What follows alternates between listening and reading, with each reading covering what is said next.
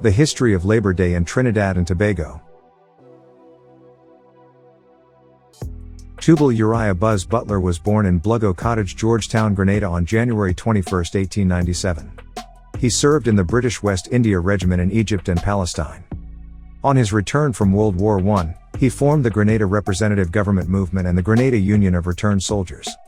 In 1921, Butler moved to Trinidad, attracted by the flourishing oil industry. He worked as a pipe fitter at the Rudal oil fields. In 1929, he sustained an injury in the oil fields which left him with a permanent limp. From 1922 to 1931, Butler became actively involved in the Moravian Baptist Church, and by 1931 he became the church's chief pastor. In 1935, Butler joined Captain Arthur Andrew Cipriani's Trinidad Labour Party, TLP, formerly called the Trinidad Workingmen's Association, TWA. In March, he led a hunger march from the Apex oil belt to Port of Spain for higher wages and improved working conditions.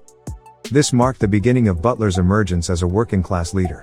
In 1936, Butler left the TLP and formed his own party, the British Empire Workers' and Citizens' Home Rule Party. In 1937, he organized a sit-down strike which proved to be the catalyst for future labor movements. The turning point of the oilfield workers' riot began when police attempted to arrest Butler while addressing a meeting on the evening of June 19. Oilfield workers clashed with police officials, which resulted in a bloody battle.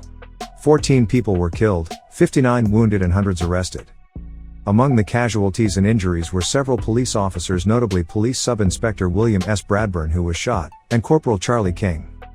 Corporal Charlie King, in his attempt to arrest Butler, was chased and thrown from a shop window. He broke his leg when he landed and lay immobile on the ground as the mob poured paraffin on him and lit him on fire at Faizabad Junction. This junction is now known as Charlie King Junction. On September 9, Butler surrendered. He was tried and freed on the charges of sedition but was jailed for 2 years for inciting a riot. He was released from jail in May 1939, but in November of that same year, Butler was rearrested and detained as a security risk under the defense regulations of World War II. He spent 6 years, the duration of the war, in detention on Nelson Island and was not released until the war was officially over in 1945. On his release from jail, Butler intensified his efforts for home rule and social justice. In 1946, Butler called a general strike, and in 1947, Butler and a group of his followers gathered in Port of Spain and stormed the Red House. As a result, Butler was expelled from the Oilfield Workers' Trade Union. In 1950, the Butler Party won a seat to represent St. Patrick West in the Legislative Council. He continued to serve on the Legislative Council until 1961.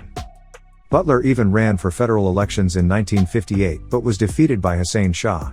He then contested the La Brea seat in the general elections of 1961 but was unsuccessful.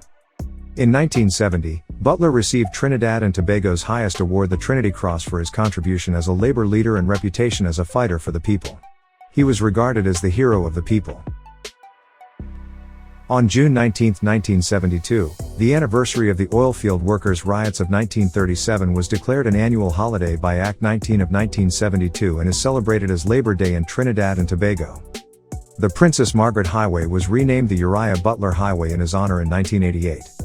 Butler died on Sunday, February 20, 1977, and was given a state funeral and buried on February 24 at Faizabad.